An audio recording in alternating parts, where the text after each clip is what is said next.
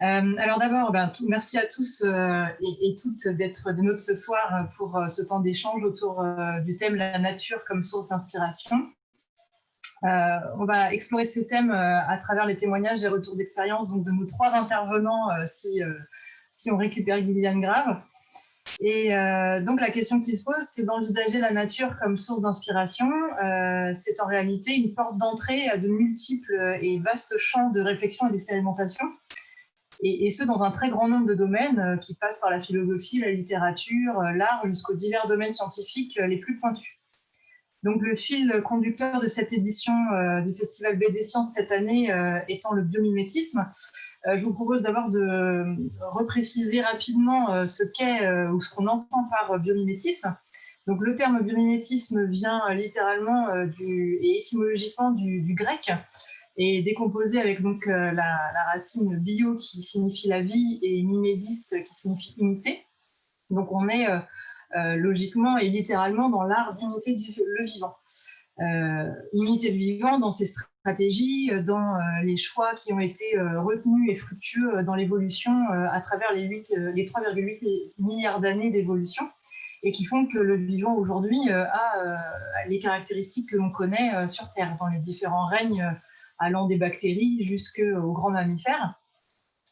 Mais le biomimétisme, c'est aussi une approche un petit peu plus vaste, ayant pour objectif d'imiter le vivant, certes, mais de mettre en œuvre des réponses soutenables face aux enjeux humains, sociétaux, et relever intelligemment les défis en lien avec des objectifs du développement durable. Ça, c'est vraiment le champ le plus récent du biomimétisme, qui sort un petit peu des laboratoires pour aller vers le champ de la sociologie et de la philosophie, et qui nous permet justement de travailler de manière multidimensionnelle et pluridisciplinaire autour des thèmes de l'inspiration du vivant. Donc chacun des intervenants de ce soir, à travers leurs activités respectives, sont engagés dans cette dynamique et œuvrent à apporter des réponses soutenables à des problématiques prégnantes et d'actualité.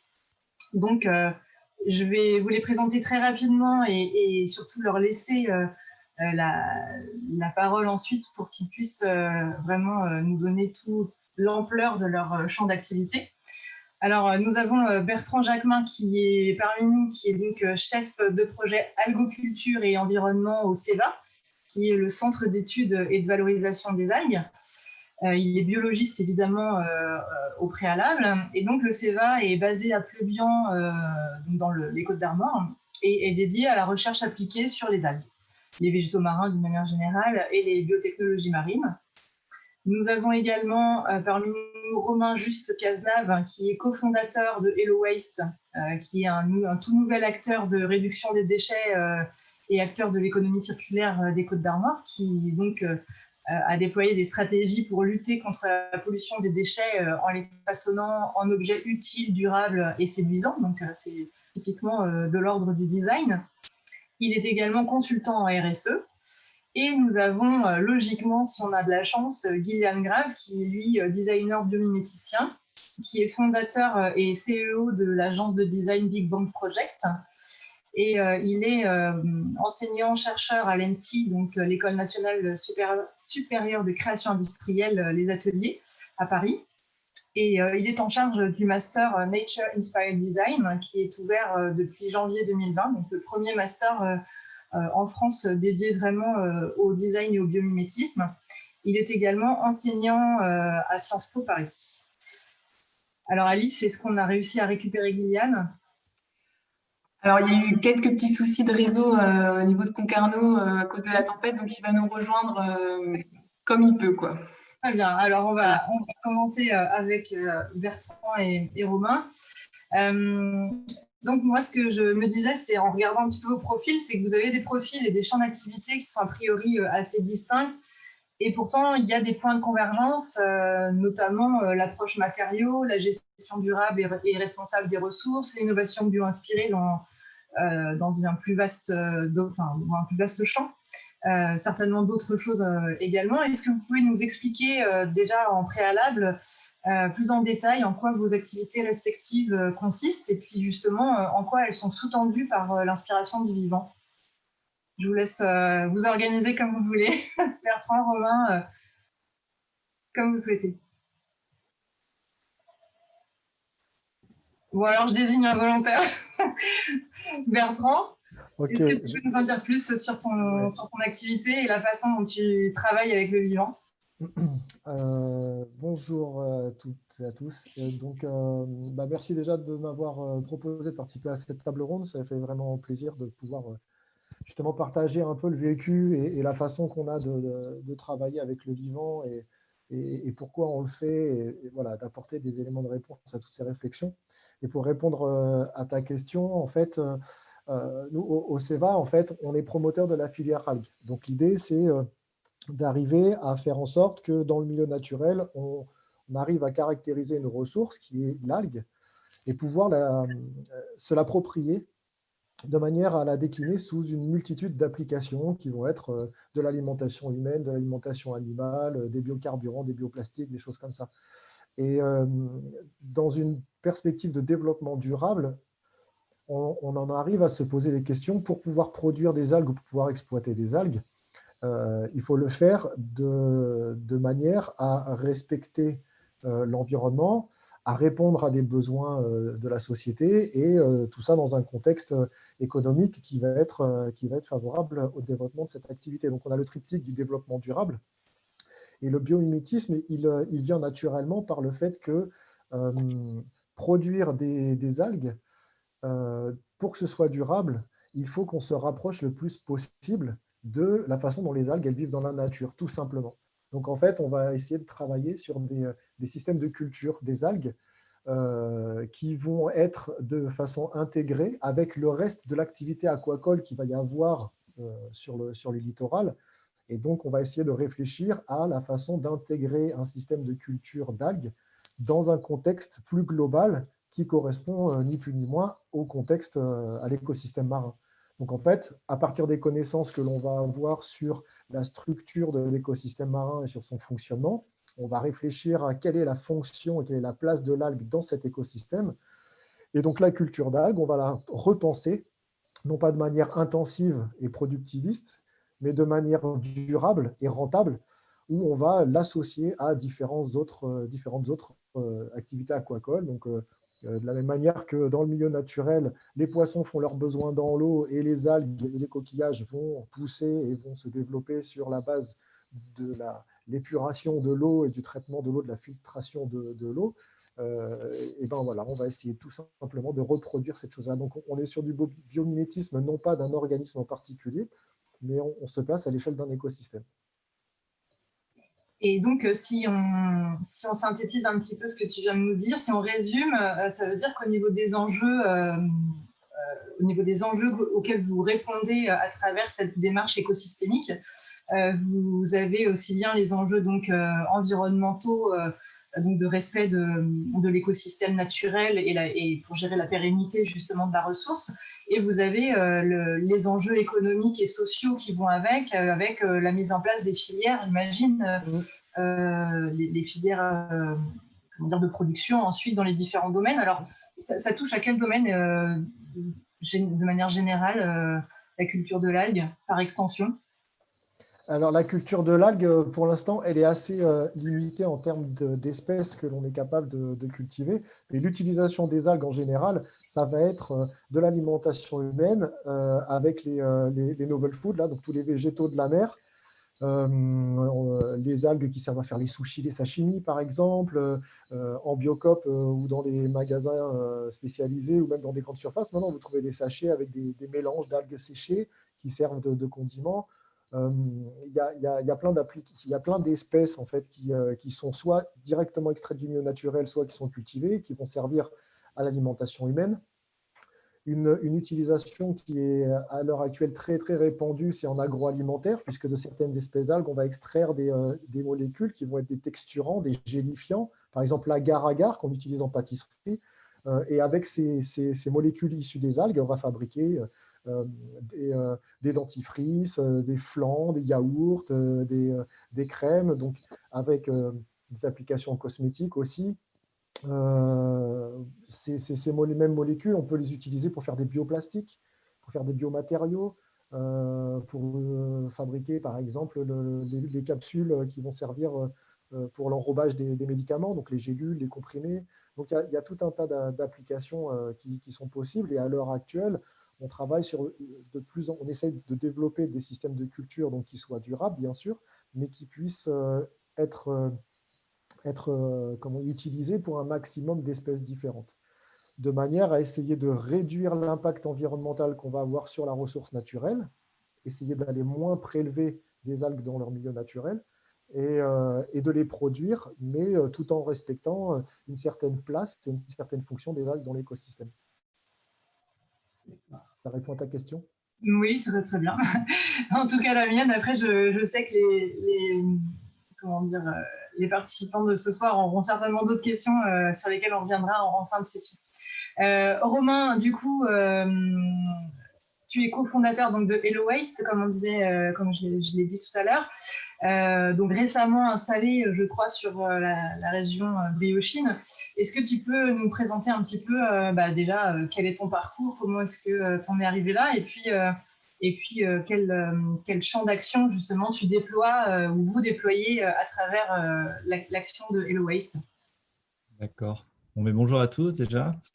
Moi, mon parcours est plutôt dans le développement durable. J'ai fait un master en développement durable à La Rochelle.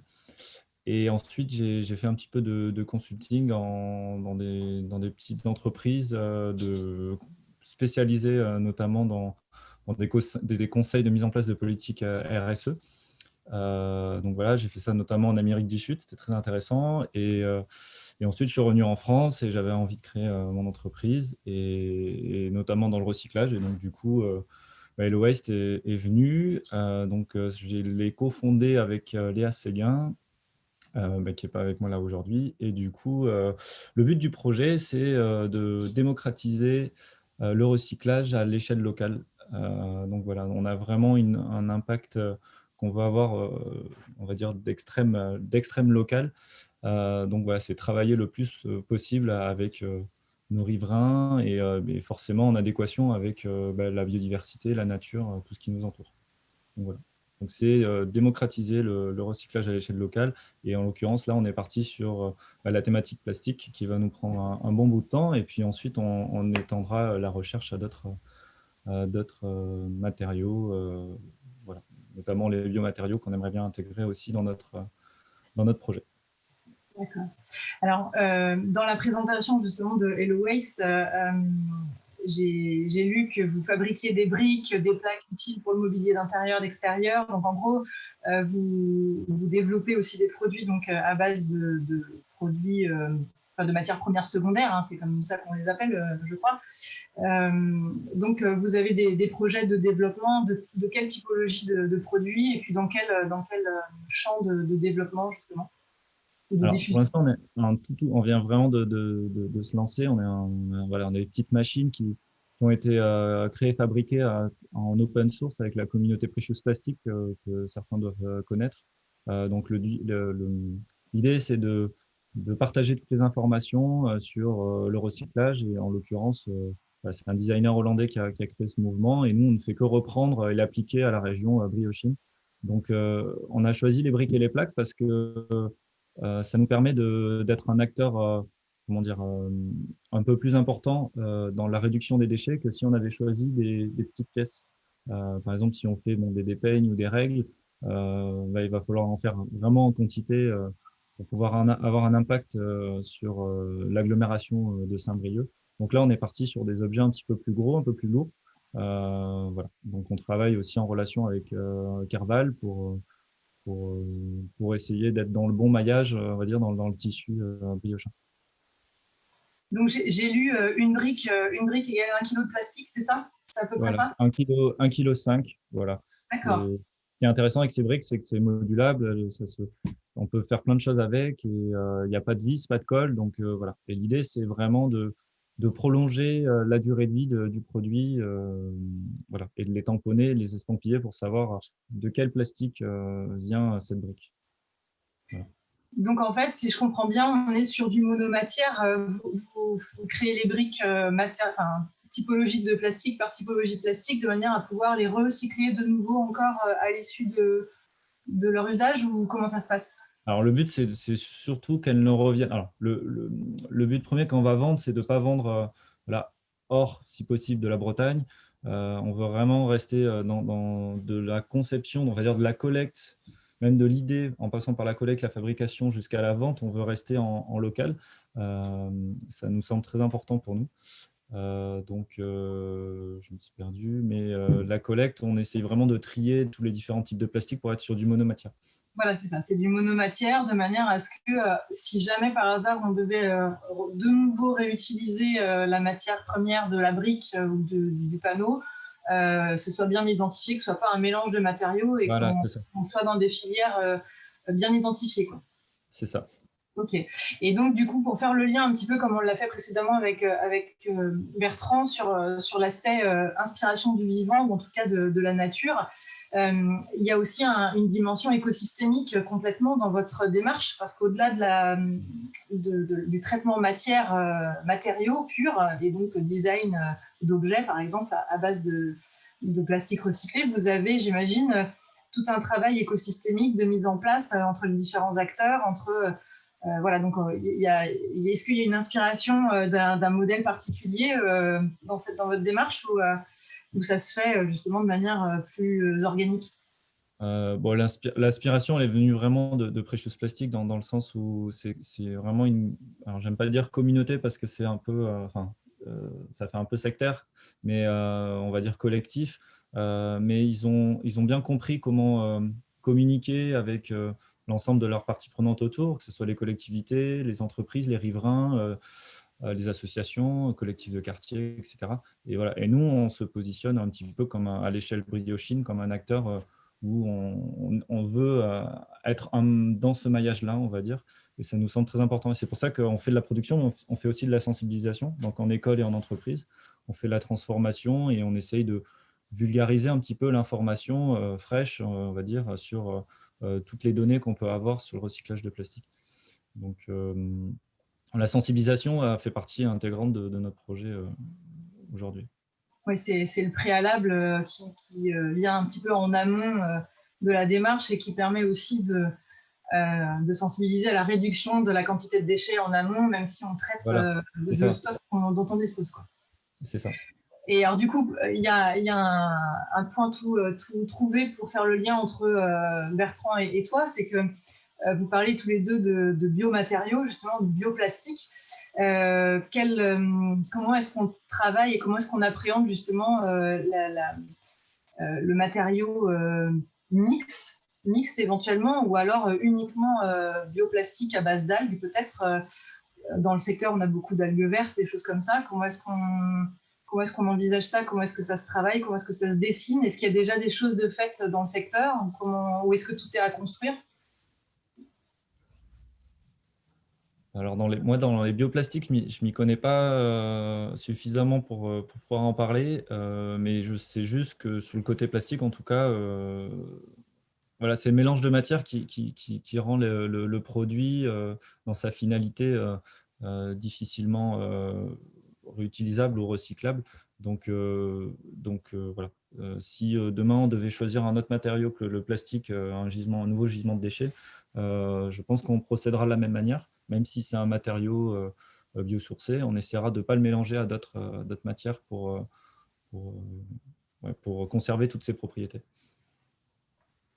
Alors justement, Bertrand, on en est où justement de cette ressource bioplastique, peut-être justement dans les filières d'usage de conception pourquoi pas de briques de mur ou de mobilier ou je ne sais quoi comme autre produit. Là, c'est plus une question qu'il faudrait poser aux collègues chimistes qui travaillent sur ces thématiques-là. Ce que je peux dire, c'est qu'il y a déjà des entreprises qui se positionnent et qui ont développé des process d'utilisation de tout ou partie de composants issus des algues pour ces bioplastiques. On a des exemples de clés USB, par exemple, en bioplastique, issues tout ou partie de la biomasse algue. Des gobelets, des bols, même des sacs, des sacs plastiques qui vont être biodégradables. Il a été question, alors je ne sais pas où ils en sont, mais il a été question aussi de biomatériaux. Alors là, on n'est plus vraiment bioplastique, mais on est dans les biomatériaux pour des matériaux de construction. Donc, effectivement, on est sur de la biomasse algue qui va être réutilisée. Alors, ça peut être les déchets issus de la transformation, ça peut être de la biomasse de macroalgues qui va être échouée et qui va être récupérée sur les plages pour faire des matériaux de construction, donc des panneaux, des choses comme ça. Ouais, je ne m'avancerai pas beaucoup plus parce que ce n'est pas ma spécialité, mais voilà où on en est. En ce qui me concerne, moi, dans mon métier, dans mon quotidien, le biomimétisme il se situe vraiment sur le mode de production et la façon dont on va fabriquer. On ne la fabrique pas, l'algue, justement, on ne la fabrique pas. On va aller la chercher dans la nature. Et donc, l'idée, c'est d'arriver à trouver des systèmes de production qui vont être le plus éco-responsables possible. Et pour être éco-responsable, une des façons de faire, c'est d'aller regarder dans la nature comment ça se passe et d'essayer de reproduire ça. Donc, on a vu qu'au cours des 10 000 ans passés, l'agriculture a eu toute une histoire de domestication des espèces, de développement de techniques agricoles qui ont conduit à l'agriculture intensive et à toutes les problématiques que l'on connaît à l'heure actuelle, avec des choses très bien qui ont été faites, des choses moins bien qui ont été faites également. Et donc, pour la culture des algues, on n'en est qu'au stade aux prémices, en fait. On est en train juste d'essayer de comprendre comment fonctionnent les algues dans le milieu naturel pour s'approprier ces choses-là, ces connaissances, et développer des systèmes de culture. Donc, en fait, il y a toute une histoire de l'agriculture qui nous sert de référence. Et donc, on essaye de s'inspirer des choses qui ont été faites bien et de ne pas reproduire les mêmes erreurs. Donc, c'est pour ça qu'au lieu de s'éloigner de plus en plus, de dire, bon, ben voilà, on va essayer d'exploiter une ressource, de l'extraire de son milieu naturel, de la domestiquer, de l'artificialiser et de la produire sans faire attention à ce qui se passe alentour, eh ben, on rebrousse un peu le chemin, on se dit, voilà, cette nouvelle ressource, comment est-ce qu'on va pouvoir la produire de manière vraiment durable et en rapport avec en réponse à des enjeux que rencontrent beaucoup de domaines d'application. La santé humaine, la santé animale, enfin bon, voilà, il y a plein de choses derrière, plein d'enjeux. Et donc voilà, c'est pour ça qu'on essaye de plus en plus de travailler sur des techniques de culture qui vont mimer ce qui se passe dans le milieu naturel.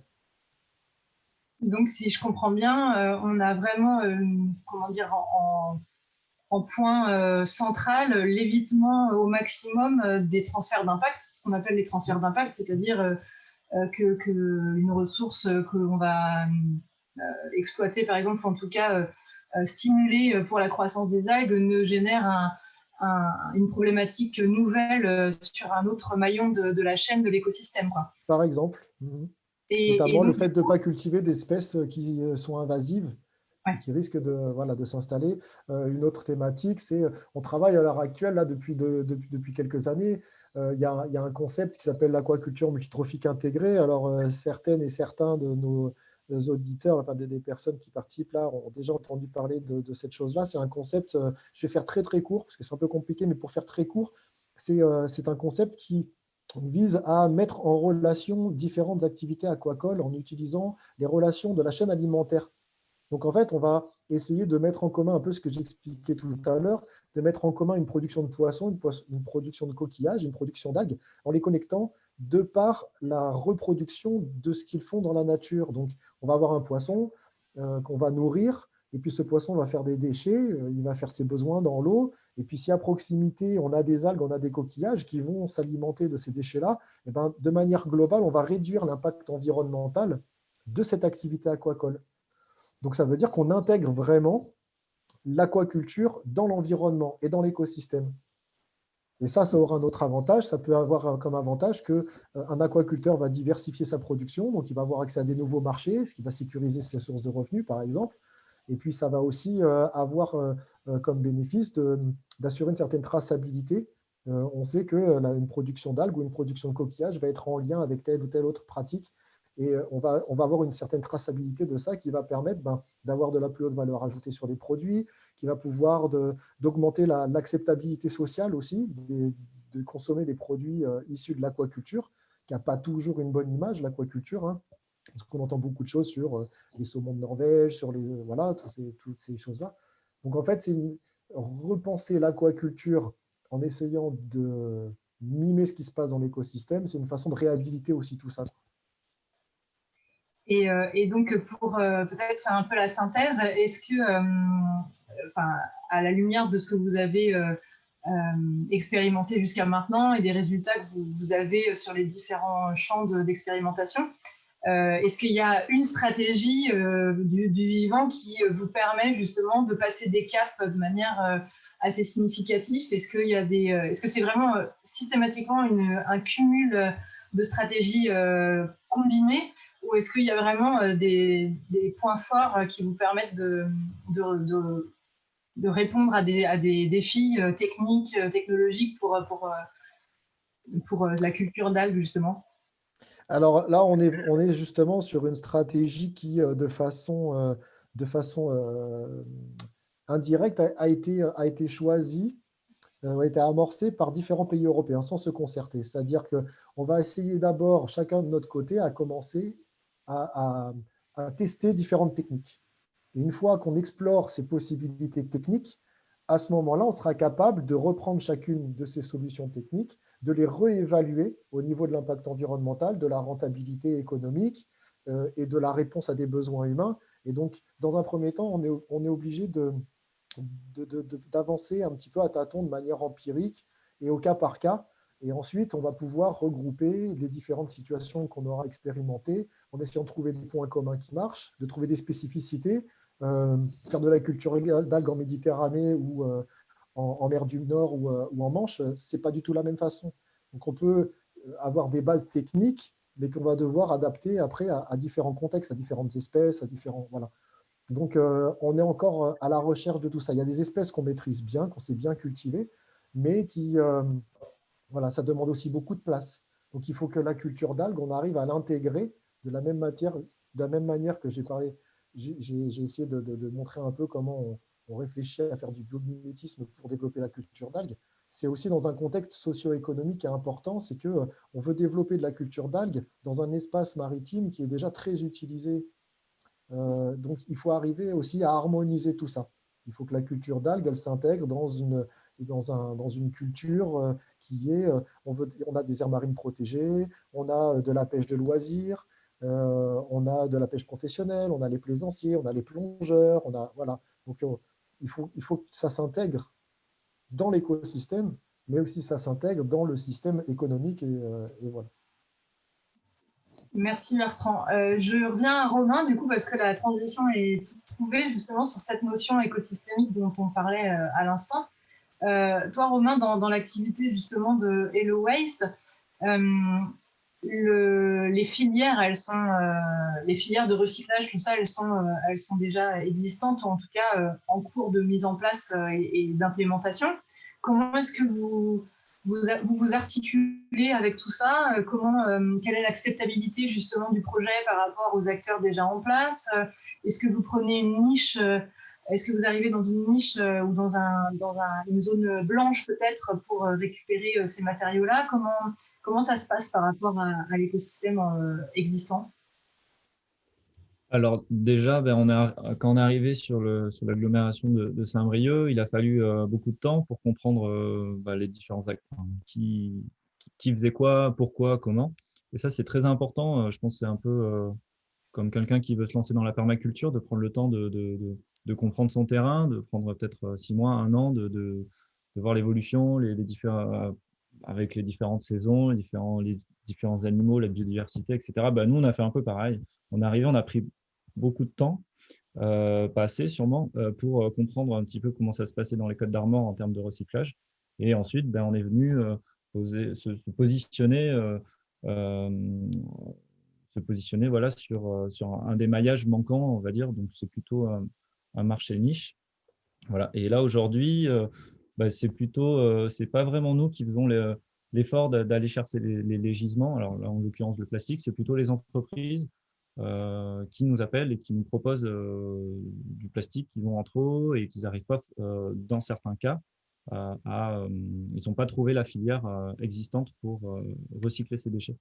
Et aujourd'hui, malheureusement, même si les filières de recyclage de plus en plus se mettent en place, il y a quand même beaucoup de choses qui sont fausses, qui sont, voilà, qui, du moins au niveau des chiffres, au niveau de tout ce qui peut être dit. Donc voilà, donc ça va dans le bon sens, mais il y a encore beaucoup de chemin à faire. Et donc c'est pour ça, nous on est venu se positionner voilà, sur un segment manquant, mais on essaie de travailler avec les acteurs existants. Et donc, ce secteur manquant, justement, enfin, ce créneau que vous avez, cette niche écologique presque que vous avez utilisée dans le système, elle est amenée justement à se développer, j'imagine, ou est-ce que c'est la diversification des produits que vous allez développer qui fera que vous irez sur d'autres champs de ressources, hein, ou au contraire, est-ce que vous avez vraiment vocation à rester dans ce créneau-là pour des raisons bien spécifiques d'organisation générale? Alors, c'est sûr que bon, nous, on va être très limité en termes de quantité de production par rapport à nos machines, parce qu'on n'est pas du tout dans l'industrialisation de notre process. Par contre, nous, ce qui nous intéresse, c'est plus la duplication d'ateliers de type comme le nôtre, en fait. C'est-à-dire au niveau local, de venir mettre un atelier de 10, 15, 20 personnes et de travailler toujours sur cette thématique du local, cette thématique d'un gisement présent et de le traiter sur place. Et voilà. On n'a rien contre les industriels et heureusement qu'ils sont là pour lancer ces filières-là de recyclage, mais au final, on se rend compte qu'il y a beaucoup, voilà, beaucoup de choses à recycler encore et d'informations à apporter. Donc, c'est plus dans la duplication de petits ateliers comme ça sur une zone urbaine qui est intéressante. Donc, vous êtes plus sur une stratégie de maillage, en fait, à petite échelle, ou à échelle, en tout cas, raisonnable, et un maillage donc, régulier sur les territoires Côte d'Armor, Bretagne, et puis en rayonnement ensuite par Voilà, capillarité, on va dire un petit peu. Oui, oui, c'est ça. C'est la duplication de la démocratisation du recyclage voilà, à l'échelle locale. Ok. Et du coup, sur le modèle que vous avez déployé justement avec cette ressource-là, dans la mesure où il n'y a pas, a priori, une prévision de passage à une échelle très très importante, comment est-ce que vous voyez la projection justement sur les années à venir, et comment est-ce que vous anticipez un petit peu les tendances sur ces créneaux-là? Les tendances, c'est vrai que elles sont difficiles à prévoir. Ce qui est sûr, c'est que on peut être, en fait, on peut être très très réactif au niveau des produits qu'on propose, malgré notre petite capacité de production. Et ça, c'est intéressant parce que du coup, si on est là, on est dans les Côtes d'Armor, mais si on duplique l'atelier quelque part ailleurs en France, on peut vraiment adapter les produits ou la manière de faire. Et c'est ça qui est intéressant, en fait. C'est l'adaptabilité à son environnement et aussi la création d'emplois. Et je pense que chacun peut se retrouver, qu'on soit qualifié, pas qualifié, autodidacte ou expert en ingénieur, designer, peu importe. On peut trouver de quoi faire vivre ce projet-là, en fait. Et ça, c'est pareil, c'est du maillage du coup plus humain, de compétences, d'apports sociaux, etc. Donc, au final, le projet, il a pas du tout vocation à exploser en termes de taille. C'est vraiment la duplication un petit peu partout de ce maillage-là, quoi. Et Donc, le jour où ce sera plus manquant et que les pouvoirs publics et les industriels auront trouvé la solution pour qu'il n'y ait plus de déchets non traités, enfin, voilà, on fera autre chose. Mais là, je pense qu'on a encore du temps devant nous. donc on est sur une stratégie de les déchets des uns sont les ressources des autres, comme dans tout écosystème pour le moment, tant qu'il y a du gisement, et puis ensuite il y aura un glissement sur d'autres stratégies. C'est ça, En on essaie c'est ça. Mais on essaie de plus de communiquer vraiment sur le côté, comme la plupart des gens maintenant, sur la politique zéro déchet, c'est de ne pas produire ces déchets-là en amont. Et voilà. Donc, il y a une volonté quand même, je trouve, dans les Côtes d'Armor sur le tri des déchets qui est très intéressante. Donc, si on peut, voilà, à notre échelle, pousser le curseur un petit peu plus loin, et voilà, ça. Et si on revient sur cet enjeu justement de réponse aux objectifs du développement durable, sur les 17 ODD, j'imagine que là, sur votre projet, on a quand même un certain nombre d'objectifs qui sont concernés, parce qu'il y a la partie matériaux, effectivement, il y a la partie humaine, et donc le réseau social qui va avec, au sens organisation du travail et puis organisation des ressources et d'accès aux ressources. Et est-ce que, en termes de vocation, parce que je pense à ça, vous faites des briques, un petit peu comme des briques de Lego géantes, là. Voilà, est-ce que peut-être il y a un jour des maisons qui sont prévues pour, ou des abris d'urgence, je ne sais pas, est-ce qu'il y a un enjeu comme ça, est-ce que vous allez chercher sur des cibles un petit peu plus spécifiques des ODD? Alors pour les maisons, c'est vrai que nous, on n'a pas vocation à faire des maisons parce que ça demande, il y a des normes, des réglementations très, très importantes et ça reste le plastique, ça reste quand même un matériau très, qui peut être nocif, qui peut dégager des émanations au contact du soleil, etc. Donc je pense que c'est plus les maisons voilà, issues de biomatériaux qui doivent se développer en priorité.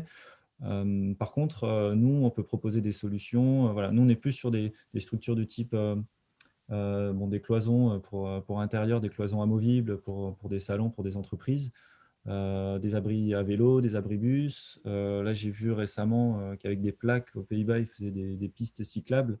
Ça aussi, c'est intéressant de lier le recyclage au vélo à toute cette mouvance-là. Donc, la construction, ça va être un petit peu dur. Mais en tout cas, le but, c'est d'avoir un impact, voilà, de ne pas recycler 5-10 tonnes de déchets à l'échelle d'une agglomération comme Saint-Brieuc, mais plutôt 50, 100, 150 tonnes au moins pour avoir un vrai impact sur l'écosystème. Bien, merci beaucoup. Alors, Gilliane Grave, on ne l'a pas récupéré, mais d'après ce que j'ai compris. Alice. Gilliane est vraiment désolée, il s'excuse auprès de vous tous. La connexion, en fait, lui permet pas de participer ce soir à la table ronde. Pas de problème. C'est vrai que c'est dommage parce qu'il avait vraiment un éclairage extrêmement complémentaire à nos deux autres intervenants. Mais c'est pas grave, on va faire en rapport, ce sera pour la prochaine fois. Donc, on parlait de bio-inspiration. Là, on a vraiment, du coup, Bertrand qui est vraiment dans la partie organisme vivant biologique. On a Romain qui, lui, est dans l'écosystème humain avec vraiment la sphère technologique. En fait, on a les deux champs d'action. Alors, moi, je me pose un petit peu en designer, justement, comme l'est Gilliane. Alors, j'ai beaucoup moins d'expertise que lui dans le domaine, mais effectivement, ce que je peux apporter à cet échange, c'est que le designer, par définition, a un rôle justement de lien, et a fortiori quand on travaille dans l'optique du biomimétisme, il y a cette notion de réfléchir à des réponses à des enjeux sociétaux, comme on disait tout à l'heure, via donc l'inspiration du vivant et en transférant les stratégies du vivant dans la sphère technique ou technologique en fonction de ce à quoi on s'attache. Et donc, ce que je trouve vraiment intéressant dans ces deux approches, c'est qu'on voit quand même que c'est la notion écosystémique qui, au final, qui sous-tend en fait chacune des réflexions. C'est-à-dire que souvent, le biomimétisme est un petit peu réduit à des fonctions spécifiques. On va donner des exemples comme comment est-ce qu'on crée une nouvelle colle bio-inspirée pour adhérer sur un nouveau support ou des choses comme ça.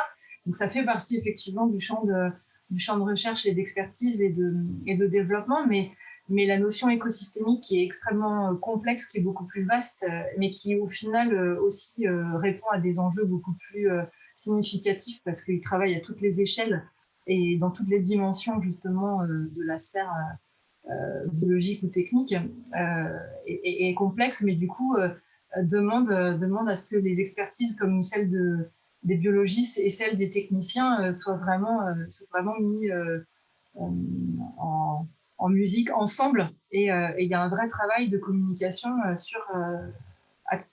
transversal justement entre ces champs d'action. Alors, justement, je reviens à toi, Bertrand. Est-ce que dans le cadre de votre activité au CEVA, il y a justement cette nouvelle acculturation des industriels par rapport à cette réflexion écosystémique? Est-ce qu'on arrive à prendre un petit peu de hauteur par rapport à une réponse uniquement ou technico-centrée, je dirais, quand on vient vous demander de développer un produit ou en tout cas de faire des recherches à base d'algues? Là, pour l'instant, c'est comme je le disais tout à l'heure, c'est vraiment, on est dans l'empirisme, on est dans une démarche exploratoire là. Donc, il n'y a pas encore réellement de projet ou de perspective suffisamment aboutie, suffisamment avancée pour aller là-dedans.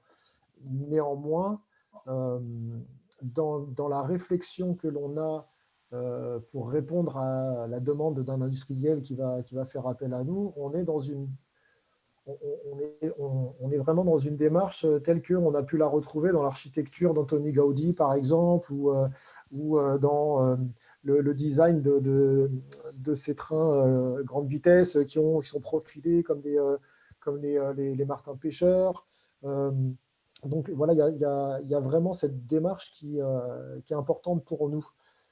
Maintenant, nous, on fait avec les connaissances qui sont les nôtres. Et c'est vrai que si on a la possibilité de travailler avec justement des designers ou des développeurs en textile, par exemple, je veux dire, il y a un tas de choses qui sont super intéressantes à faire, aussi bien dans l'utilisation de matériaux à base d'algues, mais aussi de développer des systèmes de culture en fait avec des supports qui vont être profilés, qui vont être qui vont pouvoir se fondre encore plus avec l'écosystème.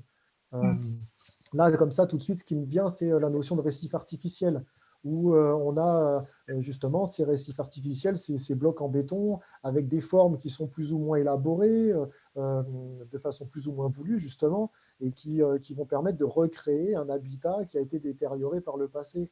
Donc ça aussi, ça c'est une perspective qu'on a dans notre viseur, j'ai envie de dire, où on voudrait aller aussi dans une réflexion qui va faire que l'aquaculture va chercher à développer des systèmes qui vont vraiment se fondre dans l'environnement et avec une démarche qui est une démarche de développer une activité économique qui va en même temps permettre de restaurer de la biodiversité.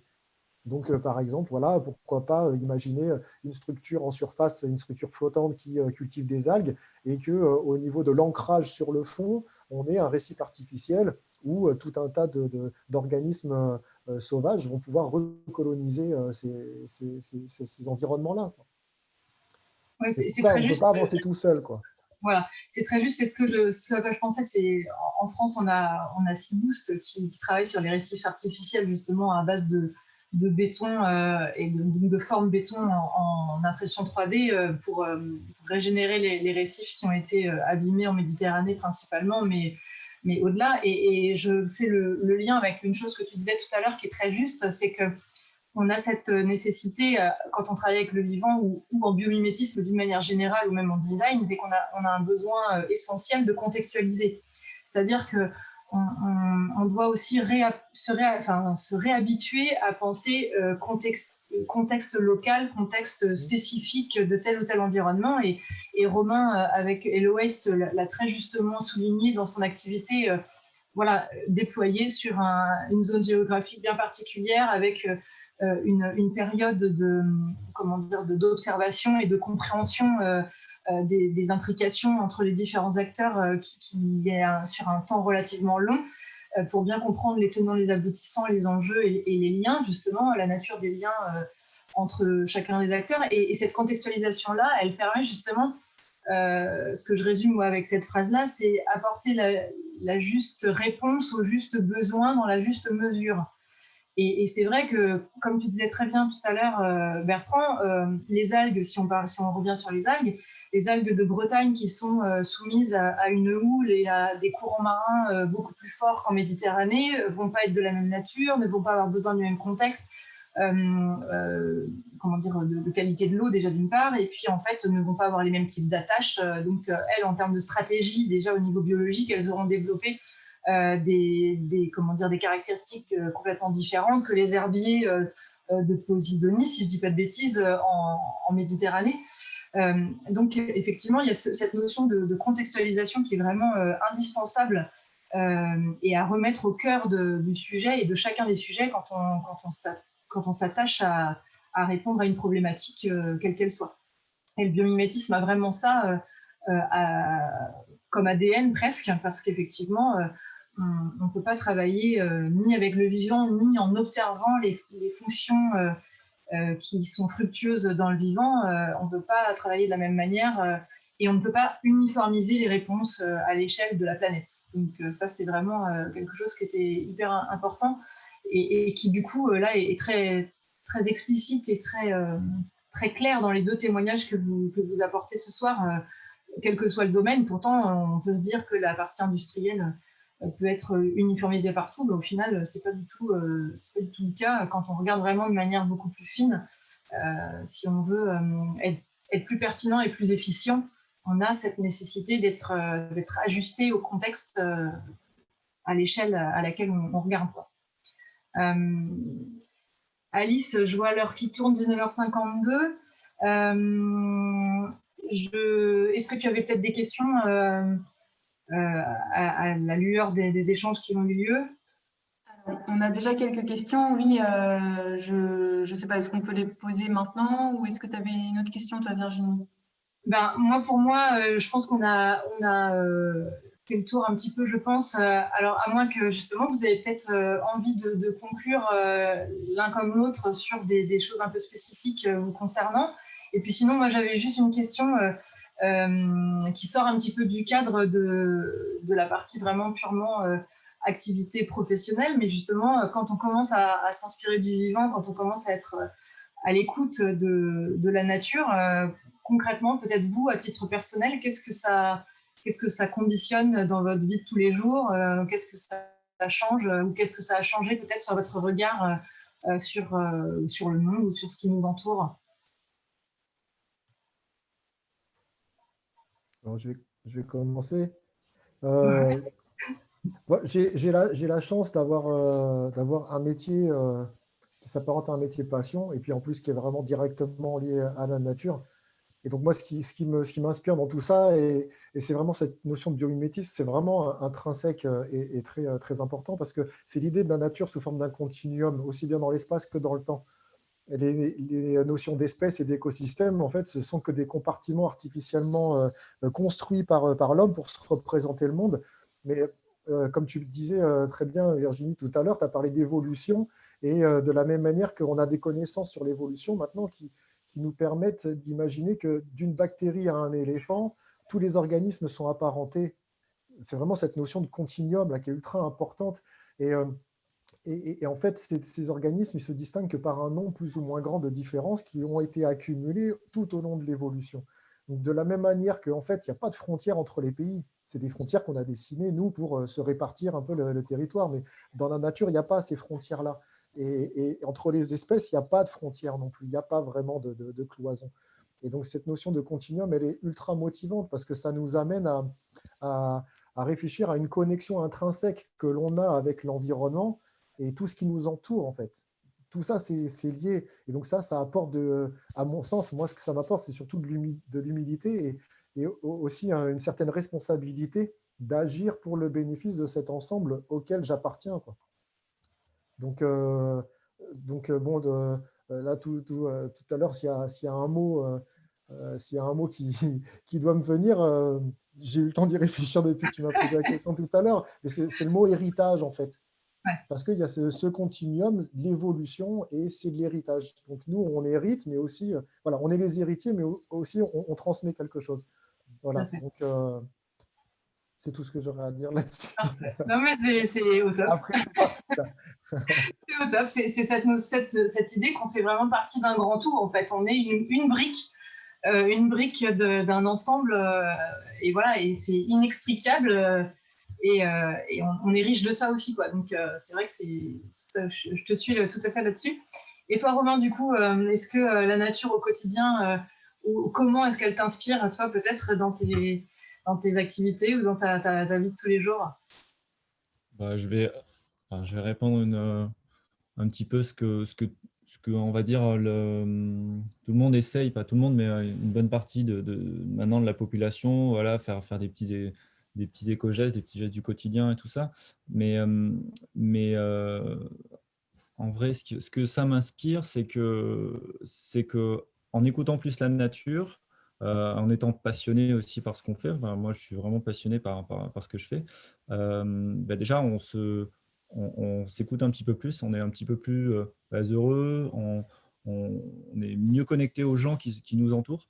Il y a peut-être moins de monde en quantité, mais un petit peu plus en qualité. Enfin, c'est des choses très bêtes en final. Mais ce que je dis, c'est se connecter plus à la nature, c'est se connecter beaucoup plus à soi, à son soi, à son entre-soi. Et voilà, et quand on se lève le matin, et ben, on est content. Et voilà, on est un petit. Enfin, voilà. Je sais pas trop comment le décrire, mais c'est Non, mais c'est parfait. Je veux dire, c'est typiquement se sentir un maillon d'une chaîne. Ça rejoint ce que disait Bertrand ça. également. Et puis apporter sa contribution, une contribution qui a du sens, qui te fait te lever le matin en te disant que tu as une responsabilité et que tu assumes, et Ouais, avec ouais. plaisir au final, parce que Mais peut-être que mais c'est ça. Et comme c'était très bien dit, c'est que qu'on soit une bactérie ou un éléphant, au final, on a son importance parce qu'on fait partie d'un maillage et on n'est pas là pour rien. On a un héritage, certes, et on doit améliorer l'existant et voilà, et essayer de donner quelque chose aux futures générations de, de plus chouette que ce que, entre guillemets, on est en train de laisser. Donc voilà. Donc, c'est ça aussi, se connecter à la nature, c'est aussi plus s'écouter soi et être beaucoup plus en accord avec soi-même ouais, d'être un petit peu plus heureux, quoi. En tout cas, merci beaucoup à vous deux, parce que on est vraiment effectivement sur des dynamiques équivalentes. C'est de l'humain et de la reconnexion à soi et de la reconnexion au vivant aussi, hein, duquel on fait partie pleinement. Et puis on a besoin, je pense qu'on est arrivé à la croisée des chemins où on a vraiment besoin de se le rappeler et de se réengager vraiment pleinement dans ces projections-là. Merci beaucoup, en tout cas, à vous deux pour cet échange. Alice, je reviens vers toi pour qu'on puisse prendre les questions, justement, et je te laisse prendre le relais là-dessus pour animer les questions des participants. Alors déjà, merci à tous les trois pour ce riche contenu. Donc, on a des questions du coup aussi pour vous trois. Et peut-être Virginie, avant de passer aux questions, peut-être que tu peux rappeler, toi, voilà, le rapport avec le bio-design aussi. Peut-être te présenter, parce que je ne sais pas si tout le monde l'avait entendu au début, du coup. Non, effectivement, je suis allée droit au sujet. En fait, moi, je suis designer produit de formation. Et en fait, je me suis intéressée au biomimétisme très naturellement parce que je sentais que ça me manquait complètement par rapport à la formation initiale que j'avais reçue il y a une vingtaine d'années de ça, alors que ça faisait vraiment partie de ce que j'étais. Donc là aussi, il y a eu une quête de sens et puis de retour vraiment à l'essentiel. Et actuellement, j'ai la chance de faire partie de l'Institut supérieur de design de Saint-Malo dans l'équipe pédagogique. Et donc, on est une école de design qui s'est ouverte il y a 2 ans sur le territoire. On est donc tous vraiment sensibilisés à l'écologie, à la sociologie et donc à tous les enjeux sociétaux. Et donc, on a un statut de SIC, c'est-à-dire une société coopérative d'intérêt collectif. Donc, on a la première école en France à avoir ce statut-là. Ça veut déjà dire quelque chose en termes de posture. Et puis, donc, du coup, on a pour projet, là, je travaille dessus, je suis en charge de mettre ça en place. On a pour projet d'ouvrir pour septembre 2021, donc là, d'ici la rentrée prochaine, un DSA, donc c'est un niveau master en design bio-inspiré. Donc, orienté évidemment éco-conception, socio-conception et biomimétisme pour justement donner toute cette approche-là et toute cette richesse-là aux designers, aux futurs designers qui seront justement les visionnaires et ceux qui auront aussi une responsabilité dans la construction du monde qui arrive, quoi. Donc voilà. Et donc l'Institut supérieur de design de Saint-Malo donc a 2 ans d'existence, mais on a vraiment un très beau rayonnement sur la région. On est soutenu par la région Bretagne justement dans ces actions et dans ces dynamiques écosystémiques sur le territoire, parce que justement on discute beaucoup avec Gillian Grave pour créer ces synergies entre Concarneau, Saint-Malo, Brest, bref, et que le territoire vraiment Bretagne se déploie pleinement à travers déjà la culture du design et ensuite par extension la culture du biomimétisme et de la bio-inspiration. Voilà. Alors du coup, je vais vous poser des questions. N'hésitez pas à interagir entre vous et à prendre la parole quand vous le souhaitez. Donc, comment fait-on pour choisir de développer une algue plutôt qu'une autre en fonction des applications? Donc, vous avez parlé de cosmétiques, d'alimentaire, ou bien en fonction des caractéristiques des espèces? C'est la difficulté d'arriver à caractériser la ressource naturelle. Donc, pour l'instant, il n'y a pas de semencier, comme avec les tomates ou avec le maïs, où on dit, voilà, moi, je voudrais une tomate qui soit plus ou moins grande, plus ou moins ronde, plus ou moins rouge. Et donc là, on va contacter son fournisseur de semences qui va envoyer le sachet avec les bonnes graines. Là, pour les algues, ça n'existe pas. Donc, il faut arriver à identifier pour une espèce donnée quelles sont ses caractéristiques et celles qui vont comporter un intérêt pour une application. Donc, on sait par exemple que pour les texturants dont je parlais tout à l'heure, pour faire les dentifrices, pour les crèmes, les flancs, tout ça, on sait qu'il y a certaines espèces qui sont déjà exploitées depuis très longtemps parce qu'elles contiennent en grande quantité cette molécule qui nous intéresse. Après, sur certaines espèces, pour parler des espèces alimentaires, par exemple, on a des espèces qui ont différentes propriétés avec des taux de protéines différents, par exemple, des taux en acides aminés qui vont être variables. Et on est en mesure aussi, de par les conditions de culture qu'on va mettre, la température, la lumière, selon les conditions dans lesquelles on va les cultiver, on va pouvoir faire en sorte qu'elles fabriquent plus ou moins de protéines, plus ou moins de sucre, plus ou moins de… Voilà. Donc là, on est sur des espèces dont on maîtrise la culture et qu'on va pouvoir optimiser. Parce que pour l'instant, on est dépendant du stock naturel. Donc il faut connaître les espèces dans leur milieu naturel, connaître leurs caractéristiques, et à partir de là, on arrive à les associer à des applications particulières. J'espère que ça répond à la question. Oui, merci. Quels sont les projets les plus concluants réunissant design et biomimétisme? J'imagine que c'est pour moi, ça. Les projets les plus concluants, mais il y en a énormément en fonction des champs de recherche et d'application. Ça va d'architecture au design produit, ou justement, quand je dis design produit, on parlait tout à l'heure du Martin Pêcheur et du Shinkansen, qui est donc le TGV japonais, qui a un exemple phare du biomimétisme quand on commence à en parler.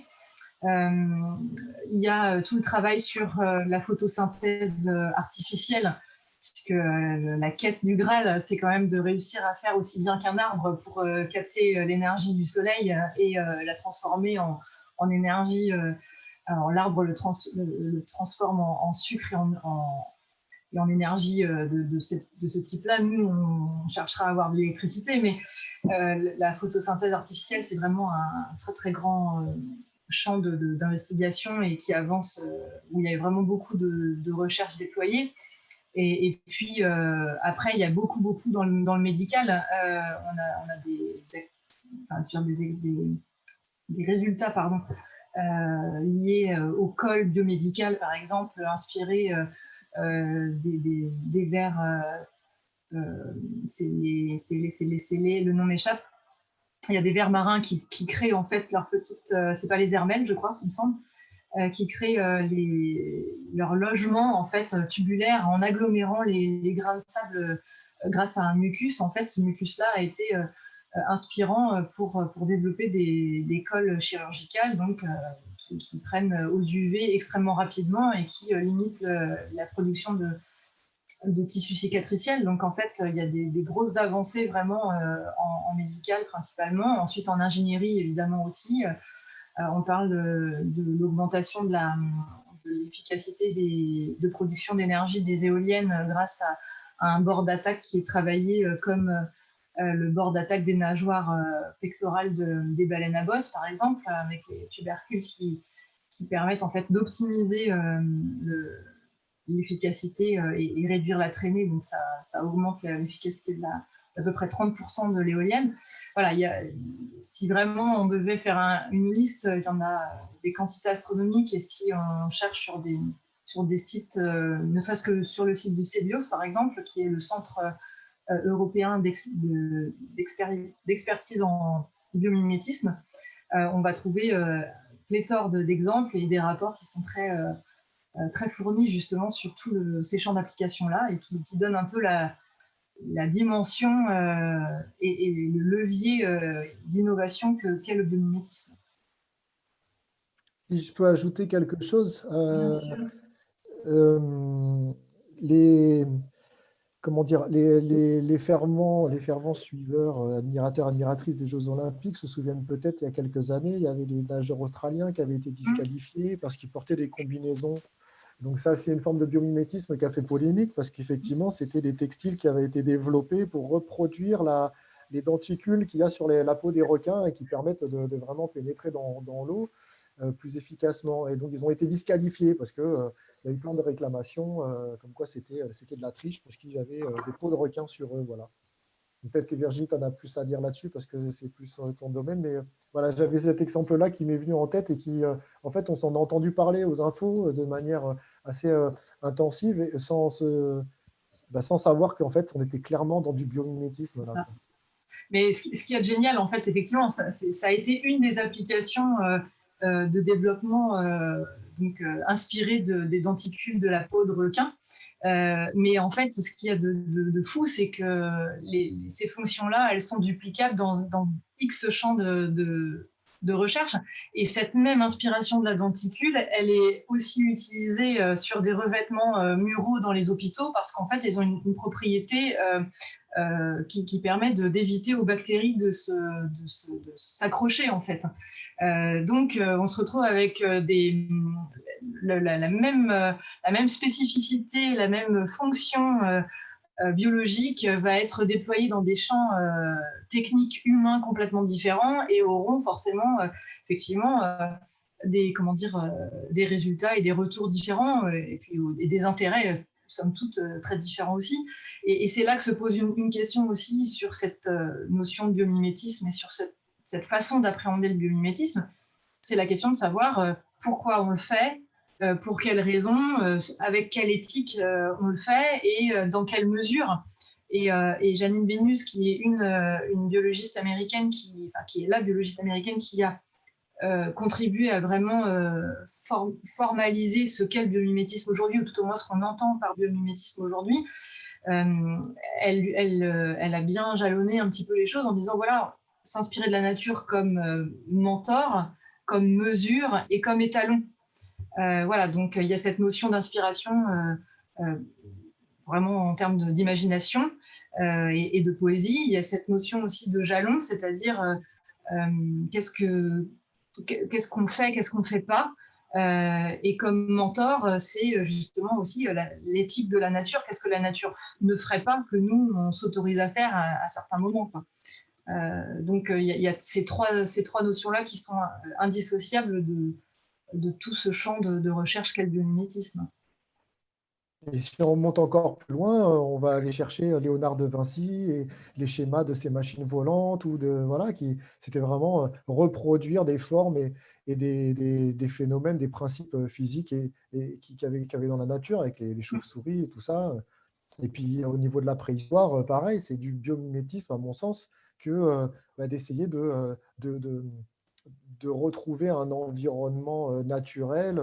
On va aller chercher une peau pour essayer de se protéger du froid, donc on va mimer. Bon, c'est un petit peu, ça fait partie de ce continuum en fait. L'évolution technologique, à mon avis, est partie de, il y a quelque chose qui marche dans la nature, on aimerait bien arriver à faire la même chose, donc on va essayer de reproduire cette nature. C'est ça. C'est Léonard de Vinci, justement, disait à un de ses élèves, va prendre tes leçons dans la nature, c'est là qu'est notre futur. Donc, clairement, il n'y a rien de nouveau. Je dirais que dans la mesure, et ça rejoint ce qu'on disait tout à l'heure, dans la mesure où, de toute façon, en tant qu'humain, on fait partie du vivant et de la toile de la vie, aussi longtemps d'aussi loin qu'on est apparu sur Terre. Effectivement, cette inspiration-là, elle est intimement liée à l'évolution de l'espèce humaine. Et aujourd'hui, on a des moyens techniques supplémentaires et plus fins et plus performants pour aller à des échelles nanométriques, les plus petites. Et donc, s'émerveiller de ce que c'est faire une bactérie ou de ce que c'est faire un organisme marin dans les abysses, mais la dynamique reste effectivement la même depuis bien longtemps. Alors, donc, autre question. Si l'on considère que la nature fonctionne pour l'essentiel avec de la sobriété et de la proximité, peut-on craindre que les innovations et les découvertes des chercheurs ne soient en fait dévoyées par la machine économique et industrielle qui ne jure que par la croissance des besoins, la production, la rentabilité, la concentration et le gigantisme? Moi, je serais tentée juste de dire un mot là-dessus, c'est que, et je fais écho directement avec la démarche de Romain, avec Hello Waste, c'est que c'est une question de volonté en fait. C'est qu'effectivement, on s'inscrit dans un système qui est conditionné de telle ou telle manière au niveau économique, au niveau social et politique. On l'a construit, on l'a façonné de cette façon-là, mais rien n'est inéluctable. Voilà, donc c'est une question aussi de volonté et on peut très bien s'inscrire dans des démarches de sobriété volontaire et déployer une stratégie comme celle de Hello Waste sur un territoire avec des jalons éthiques qui sont bien identifiés. Je ne sais pas ce que Romain, tu en penses, mais en tout cas, moi, c'est mon avis là-dessus. Non, mais c'est ça, c'est bien résumé. C'est peut-être arrêter le gigantisme, essayer de plus regarder autour de soi et avancer comme ça, sans revenir forcément. Moi, j'aimais bien l'histoire avec la préhistoire, la peau de bête, de regarder ce qu'il y a autour de soi et puis avancer avec ça. On n'est pas obligé d'aller voir ce que font les autres pour essayer de rattraper le retard perdu ou d'aller dire aux autres qu'il faut faire comme ça. En fait, je pense que c'est ça aussi, travailler en local, c'est déjà bien faire les choses chez soi. Et je ne pense pas qu'il faille aller voir voilà, telle ou telle région, tel ou tel pays pour leur dire mais vous savez, et ça va pour les droits sociaux, les droits de l'homme, ça va pour plein de choses en fait. Ce qu'on écoute et ce qu'on voit de la nature, on peut le retranscrire socialement parlant. Voilà, c'est ça aussi la remise en question. Quand on disait les remises en question personnelles, moi j'ai pas mal voyagé et puis au bout d'un moment, forcément on se pose la question pourquoi on voyage, pourquoi on va voir d'autres cultures et dire ah ben oui mais moi j'ai vu ça.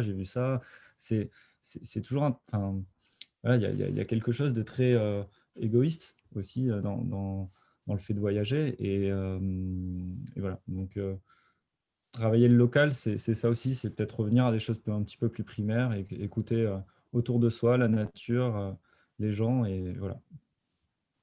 Très simple. Ouais, C'est de la et sobriété, c'est ça. là où moi je suis optimiste, en tout cas là-dessus, c'est qu'effectivement, même si on a des constats un peu amers très régulièrement dans les infos qu'on peut avoir au quotidien, il y a aussi à côté de ça des choses qui sont moins visibles mais qui sont là. Quand on voit la pression que les élèves ingénieurs ou les ingénieurs tout frais diplômés mettent sur les entreprises dans lesquelles elles postulent, les exigences qu'ils commencent à avoir et à vouloir faire valoir auprès de ces entreprises-là qui sont des gros du système, Voilà, cette posture-là, à partir du moment où elle est incarnée et où elle est comment dire, assumée, il n'y a pas de raison que les choses ne puissent pas bouger positivement, voilà, par rapport à l'état dans lequel on évolue actuellement, quoi. Je peux rajouter un petit truc? Désolé. Effectivement, vous avez tous les deux, Romain et Virginie, vous avez tous les deux parlé d'éthique. Là, en plus, Virginie, en parlant des élèves ingénieurs, enfin des diplômés qui sortent, là, on est vraiment sur l'éthique et l'éducation. C'est vraiment des valeurs indispensables, c'est des choses indispensables. On ne peut pas concevoir de façon positive le développement de la technologie et si on n'a pas l'éducation derrière.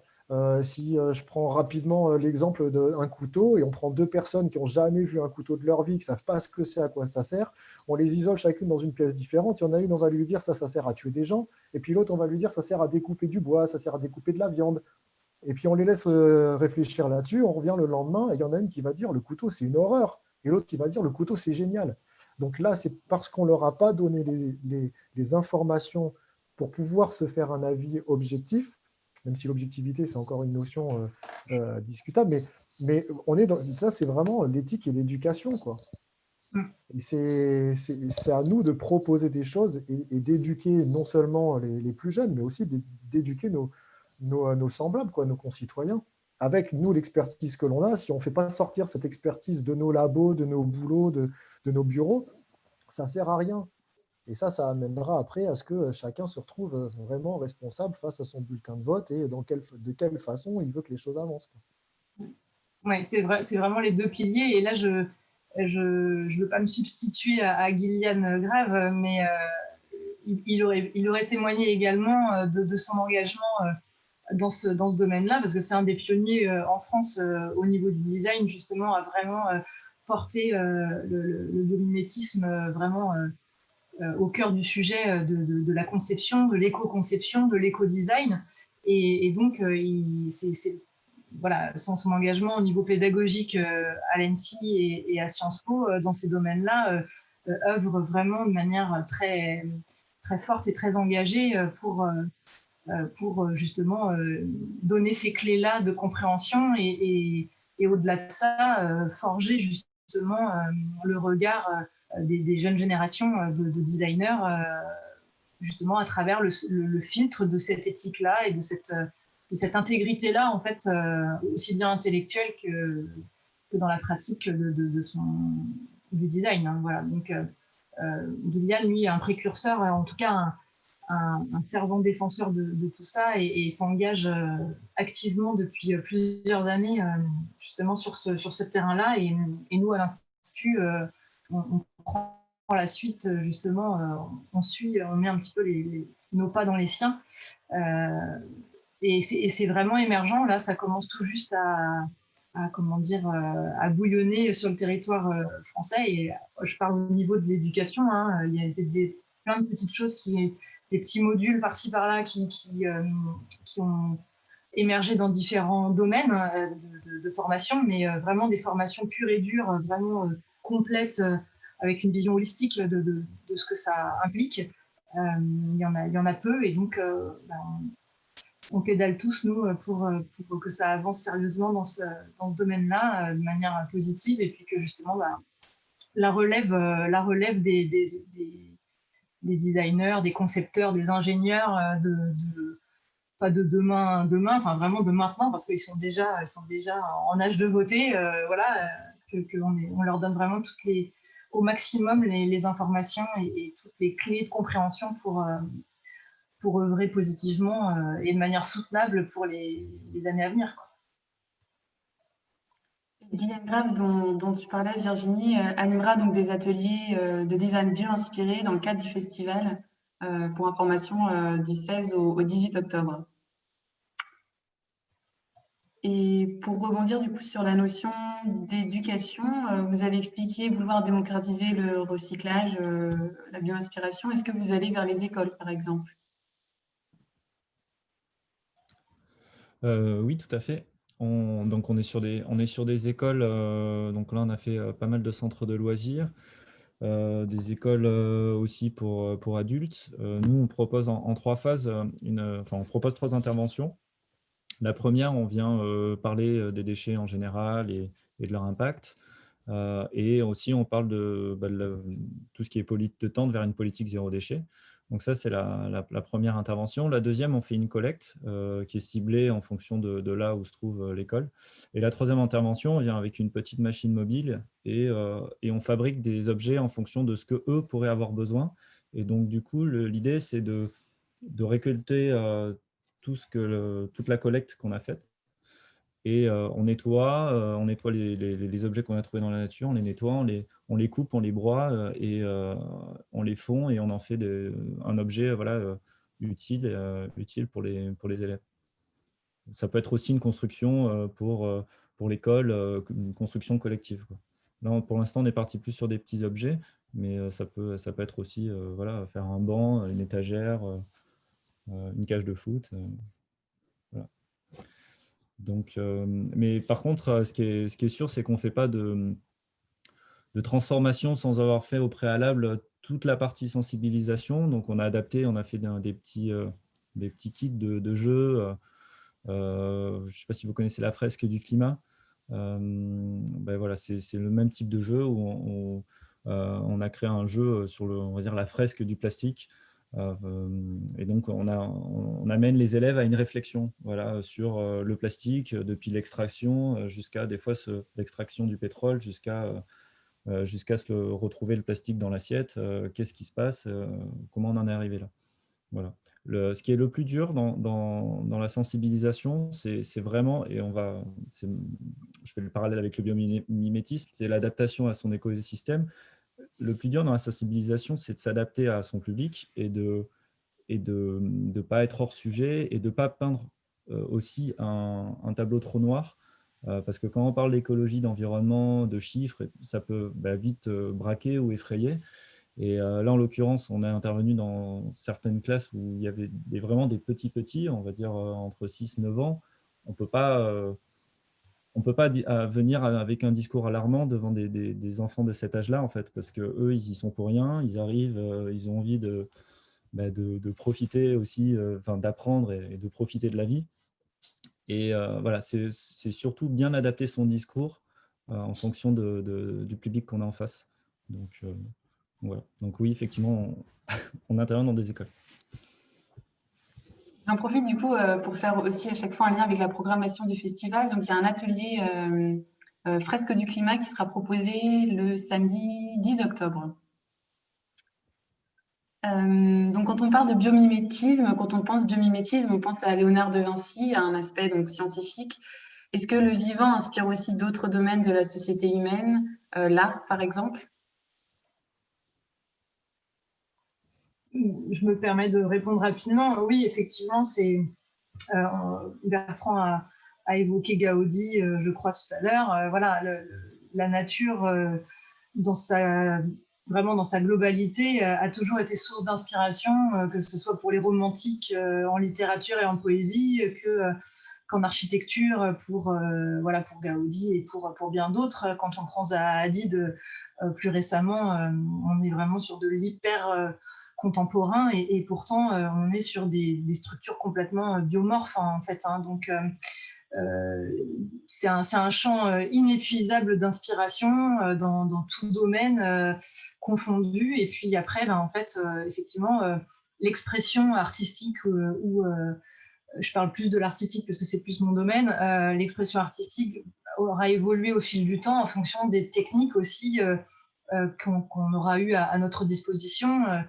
Aujourd'hui, on est sur de l'informatique et sur du design génératif avec des processus de calcul informatique pour optimiser les formes et alléger justement les structures, par exemple. Donc, tout ça, ça nous permet de nous rapprocher encore plus de l'inspiration de la structure, par exemple, des cellules. Voilà, c'est le champ, c'est le champ de recherche qui est un petit peu conditionné par les moyens techniques qu'on a à disposition, mais l'inspiration pure et l'appétence de l'imagination pour la nature a toujours été là et je pense est intacte peut-être même encore plus développé maintenant qu'on en manque cruellement au quotidien et qu'on va chercher un petit peu, à se renouveler, à se ressourcer à travers ça, quoi. Moi, j'ai une question, Virginie. Est-ce que tu penses que comment dire, ce questionnement émergent qu'il y a autour du biomimétisme et de la ressource artistique dans la nature, est-ce que tu penses que ça peut être lié à un retour de chaque individu à sa propre existence, est-ce que c'est chercher à se replacer soi-même dans la nature, parce qu'on a vécu quand même plusieurs décennies là où c'était tout aseptisé, tout artificiel, et est-ce que là, en plus avec le contexte de Covid et le confinement et tout ça, est-ce qu'on peut imaginer qu'il y a une espèce de retour à qu'est-ce qu'il y a qu'est-ce qu'il y a de réel et qu'est-ce qu'il y a de vraiment constitutif à l'intérieur de chacun? Ouais. Ben, moi, je serais tentée de te dire oui, un grand oui, parce que je réagis comme ça et du coup, c'est vraiment comme ça que je le vis aussi. Après, si je fais un parallèle avec nos étudiants, donc, qui ont entre 18 et 25 ans, pour la majorité, ils continuent d'utiliser vraiment les technologies, le numérique fait vraiment partie de leur vie, tout ça, mais je pense qu'il y a quand même un travail de réapprentissage. Donc, comme Romain disait très justement, pour les générations toutes neuves, voilà, vraiment les enfants de primaire, on va pouvoir les remettre en lien avec la nature actuellement, voilà, comme nous, on a pu l'avoir été quand on était plus jeune, ou nos parents. Dans l'intervalle, je pense qu'il y a quand même un petit travail de réintégration, réimprégnation, en fait. Voilà, parce que ça n'a pas été du tout fait, ou en tout cas très peu fait dans les cursus scolaires. Et puis on était justement, comme tu disais très justement, dans des époques un peu d'aseptisation. Mais là, je vois que les dynamiques sont en train de changer. Alors, j'ai pas un regard exhaustif sur la question, loin de là, mais en tout cas, dans ce à quoi je suis, ce pourquoi on est consulté, je vois au niveau scolaire, il y a là les régions qui commencent à agir pour la refonte complète des cours d'école, par exemple, dans les collèges, dans les écoles, dans les lycées. Là, j'ai actuellement un exemple précis où l'ensemble de l'établissement va être, toute la partie extérieure va être refaite. En l'état actuel des choses, c'est du bitume partout. Il n'y a pas un brin d'herbe nulle part, et ça fait donc plusieurs années que c'est comme ça.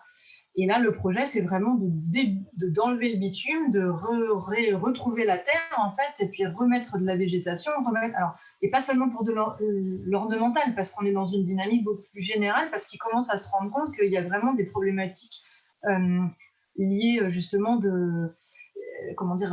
à la vie en commun. Il y a des frictions parce que il n'y a pas d'espace où on peut se poser tranquillement, parce que c'est complètement, on dirait, je veux dire, c'est un no man's land, en fait, cette cour d'école, par exemple. Donc, effectivement, tout ça, ça a des répercussions psychosociales qui sont claires et nettes. Et aujourd'hui, on a vraiment les exemples et les cas concrets qui sont visibles et puis bien identifiés. Donc, on est en train d'amorcer, je pense, au niveau global, ou en tout cas, ça démarre, de faire un petit peu machine arrière. Donc, à mon avis, c'est pour cette génération-là, entre nous, on va dire, et puis les enfants de maintenant, qu'il y a une zone un peu de flottement où on a justement vraiment un rôle de pédagogie active à remettre en place. Mais j'espère que voilà, c'est une zone un petit peu tampon, une époque tampon. Mais les jeunes générations, là, je pense, vont pouvoir bénéficier, j'espère en tout cas, de cette dynamique-là et de cette reconnexion-là qui est en train de se mettre en place, heureusement. Ça répond à ta question, je sais pas, je me suis perdue. Non. Okay. Ouais, super, merci. Alors, je vois le temps qui file. On pourrait rester encore des heures et poser encore plein de questions, mais peut-être pour conclure tous les trois, est-ce que vous avez, je sais pas, un message ou quelque chose qui vous tient à cœur, personnel, à dire aux internautes?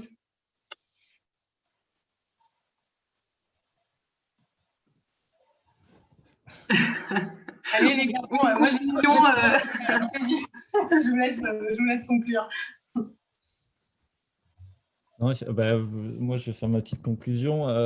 Et clairement, c'est un sujet qui est passionnant et qui mériterait et qui mérite à ce qu'on en parle des heures et des heures. Parce qu'au final, on se rend compte que là, on a parlé peut-être de, je sais pas, 1-2% de tout ce que peut être le biomimétisme. Et au final, voilà, bon, je vais conclure, c'est s'adapter à son écosystème, c'est se reconnecter aux choses simples de la vie et être un peu plus en adéquation et, avec soi-même. Et c'est ça aussi, quoi. C'est le biomimétisme. On est fait quand même à 3/4 d'eau. L'eau, ça vibre, ça a des vibrations, voilà, on est nature aussi. On est issu de la nature, même si nos activités le font moins penser, mais voilà, c'est revenir à des choses simples. Et voilà. Parce que nous, pour finir aussi sur notre projet, on a adoré le concept un petit peu Precious Plastic, c'était ça aussi, c'est le partage d'informations, l'amélioration continue, et c'est arrêter avec ce monde de la propriété privée, de breveter son produit. Voilà, nous, on a failli nous enlever les bourses qu'on nous avait promises parce que justement, on ne voulait pas rentrer dans cette dynamique de brevetage, de choses comme ça. Et en fait, moi, je pense que les brevets, c'est ce qui permet de séparer les gens, voilà, de mettre une espèce d'opacité autour de soi, autour de son organisation. Voilà, on le voit hein, dans certains pays ou même en France, hein, il y a des entreprises qui sont tellement opaques qu'on ne peut pas passer un drone au-dessus, on peut pas, voilà, les ondes sont coupées. Et moi, je pense enfin, moi, je veux pas d'un monde comme ça, en fait. Voilà, je veux un monde ouvert, visible, accessible, et voilà. Et je pense que c'est ça aussi le biomimétisme, c'est s'ouvrir aux autres et notamment à la nature. Voilà, la conclusion. De mon côté, ça va être difficile d'être aussi riche comme conclusion. Non, c'est super tout ce qu'a dit Romain. Je m'y retrouve complètement.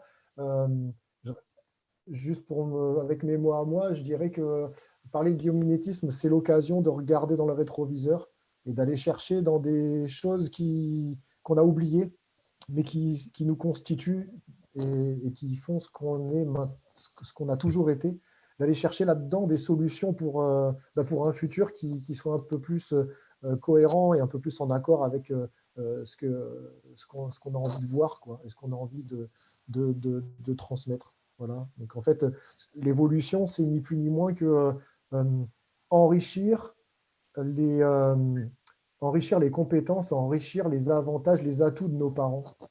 Et si chaque génération part de ce principe-là, je pense que ça peut aller que dans le bon sens.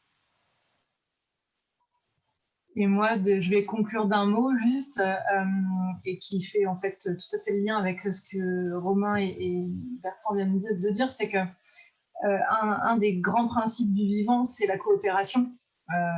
Voilà. Et même quand il y a de la compétition, c'est toujours sur un socle de coopération. Et donc, cette coopération-là, elle est vraiment intimement liée au bon fonctionnement de l'ensemble des systèmes. Donc, ce serait déjà une bonne chose que nous, on s'en souvienne. Et donc, je fais une petite dédicace du coup au temps des sciences, parce qu'effectivement, c'est vraiment comme ça que s'est articulé cet événement. Le fait que justement cet événement-là soit focalisé sur le biomimétisme, en tout cas mettre en lumière le biomimétisme, bah, c'est déjà un énorme pas parce que c'est relativement rare. Voilà, ça commence à se démocratiser, mais c'est encore que le tout début. Donc c'était vraiment un acte et un engagement fort de la part du festival. Et puis on voit que ce qui est génial, c'est que du coup, on ne se connaît pas, on se rencontre 2 minutes avant les visios, mais on parle le même langage et on est dans les mêmes dynamiques et dans les mêmes états d'esprit, chacun dans nos domaines. Et le biomimétisme est un champ d'application ou de recherche, en tout cas, qui nécessite qu'on collabore tous les uns avec les autres, tout domaine confondu, en intelligence. Donc, typiquement, c'est presque un modèle, c'est presque une philosophie qu'on peut utiliser pour nos modèles de société. Ce ne serait pas du luxe, quoi. Voilà. Mais on est prêt. Et bien, du coup, pour conclure, déjà, merci infiniment à tous les trois d'avoir pris du temps et pour votre investissement et votre soutien au festival. Merci au nom de l'association Le Temps des Sciences. Merci à Guyliane aussi qui n'a pas pu être présent, mais voilà, peut-être pour une prochaine occasion, qui s'excuse d'ailleurs encore une fois. On va donc, si vous voulez connaître, voilà, pour les internautes, la programmation du festival, vous pouvez nous rejoindre sur Facebook ou alors on va vous mettre le nom du site, je vous le mets directement, voilà, dans le chat. Et voilà, sinon, en tout cas, merci à tous, aux internautes et à tous les trois pour cette participation. Merci à tous et au plaisir. Merci. Merci beaucoup. À bientôt. Au revoir, à bientôt. À bientôt. Bon festival. Merci.